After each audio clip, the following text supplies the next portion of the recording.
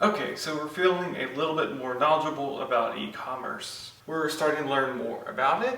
We know about some of the pitfalls that could hurt us, and we know about some of the options we have to build our online store. So now is the time to plan. As Benjamin Franklin once allegedly said, failing to plan is planning to fail. We don't want to fail, so now is the time to plan out each step in building our online store. And by the end of it, we'll have an actionable list of items to do for our e-commerce website. And while things will likely change as we get going, at least we have something to fall back on. So today, let's plan out an e-commerce website for a fictional floral store that's just getting started. And from now through the rest of the month, our efforts are going to be focused on creating a website for this floral store. Before we get too far along, if you want to follow us along this e-commerce journey, be sure to hit the subscribe button and to ring the bell for notifications. Now let's get started. The first thing you need to figure out is what service are you going to be using for your online store. The cheapest and quickest option is going to be Shopify.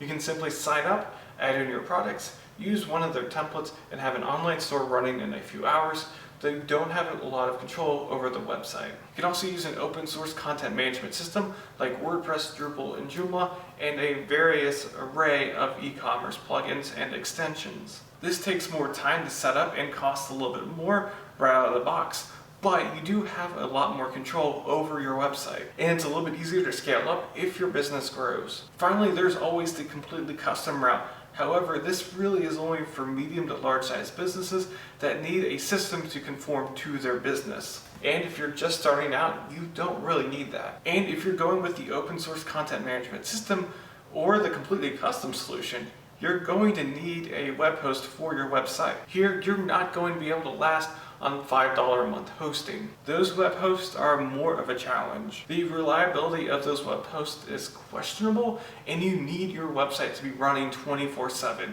and you don't really need to be questioning whether it's going to be running today or not. So GoDaddy and Bluehost are probably the cheapest that you can go. I know with WordPress you have WP Engine, Liquid Web, Pantheon, SiteGround, and Flywheel for hosting options. And all of those are great hosts that you can't go wrong with. I personally use WP Engine for my websites. It's only $29 a month for a single website, and that gets me web hosting that rarely ever goes down, daily and on-demand backups, a content delivery network for page speed, a library of StudioPress themes to use for free, and many more tools. So for our fictional store, we're going to go with WordPress and WP Engine as our web host.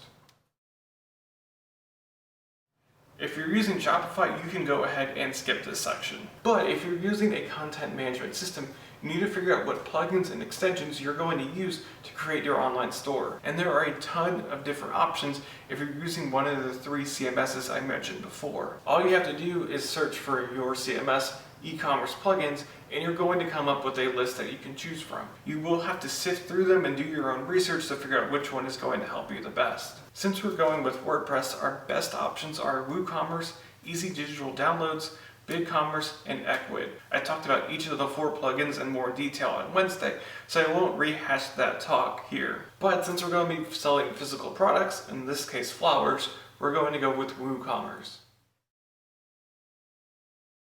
Now, whether you're using Shopify or a content management system, you're probably going to be using a template or a theme to display your website. That is, unless you're hiring someone to build that theme or template for you. But in most cases, you're probably going to want to be using something that's pre-built. And that's perfectly fine. You just need to know a few things. First, make sure you like the theme. This should be obvious, but make sure that it's showing off your business and products the best it can. Make sure it supports whatever e-commerce plugin or extension you're using. Next, make sure the functionality is good. Functionality matters more than design, so make sure that the design doesn't inhibit users from doing all the things that they need to do, such as navigating through your website, adding products to the cart, or checking out. And finally, make sure it's well maintained. If you see that it hasn't been updated in more than a year, avoid it. You might not get the help that you need, and you open yourself up to more security concerns. Personally, I love StudioPress's line of WordPress themes. They're relatively cheap and they all look so good. So for this site, we're going to be going with the Essence Pro theme.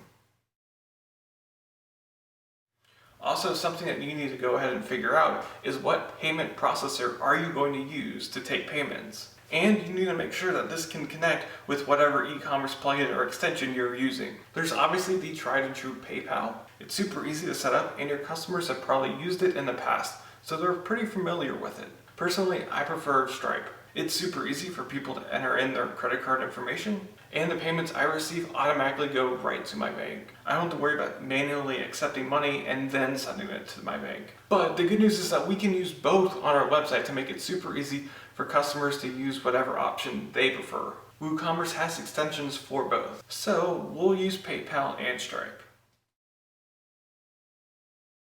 Before we create the website, it's a pretty good idea to go ahead and organize our products and the other content for our website. That way, when we get to that part of creating the website, whether we're building it on our own or hiring an agency or developer to build it for us, we've already got our ducks in a row. Trust me, the struggle with content has derailed many a project. So go ahead and create a spreadsheet with all of your products. Make sure that you have the name, the price, a description, and that you categorize all of them. If it has any options, say colors or size, be sure those are also listed. This will help you get a good visual of the products on one screen and will make it easier to enter it in to your website once you're ready.